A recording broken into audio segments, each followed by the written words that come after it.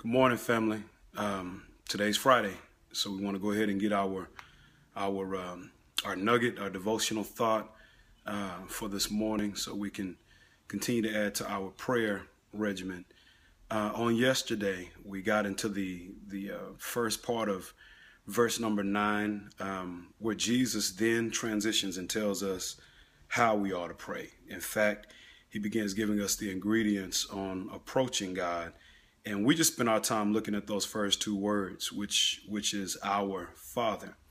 And in that phrase, our Father, we looked at the simple notion that we have a personal connection with God, this paternal and intimate and welcoming relationship that he brings to us or allows us to have is absolutely magnificent. But that's coupled with the plural connection with the rest of our community. And we don't want to dismiss that. We don't ever want to think that that the God that is our Father dismisses or removes any relational kind of responsibility that we have to the rest of humanity.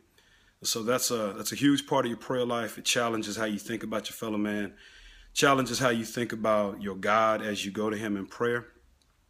And then the other part of that verse is our Father who is in heaven.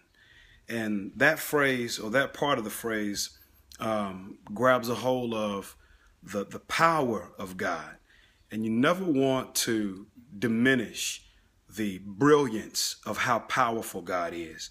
When I go to him in prayer, when you go to him in prayer, we need to remember that this God has power to change things. There are a couple of passages that I want to challenge you to take a look at and let them color your life. Excuse me for sweating. I just beat my 4-mile time, so there is that. But anyway, Isaiah 65. Look at Isaiah 65 when you get a chance in verse 24. It may be verse 4, but in that text, he describes how God is already answering prayers long before you ask them. Then look at Ephesians chapter 3 and verse number 20.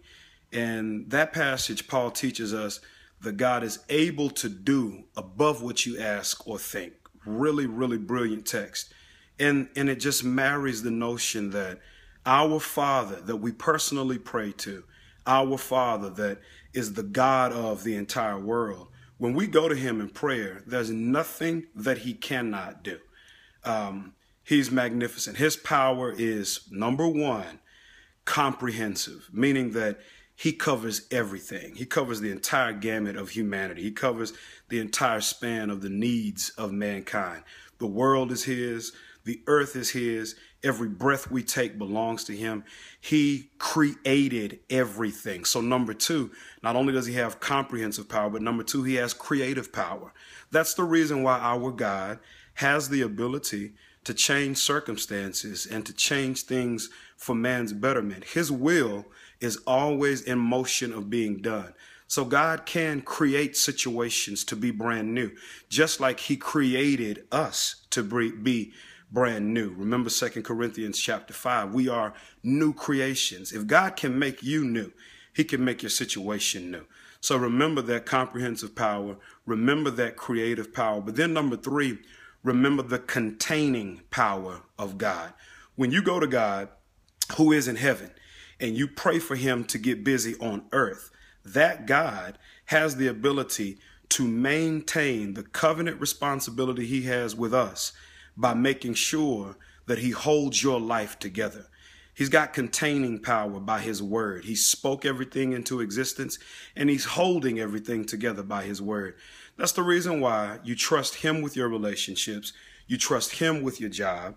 You trust him with your own situations. You trust him with everything that's going on. Remember that your God, who is a creator, is a creative God that has power to maintain everything that you go through. Trust him. Rely on his power. See him move mightily. And when he does it, don't be surprised, because what can your God not do? Our God is awesome. He can move the mountains. He can keep you in the valley and hide you from the rain. So listen, I'm going to pray for you. You pray for me. And let's watch our God change things.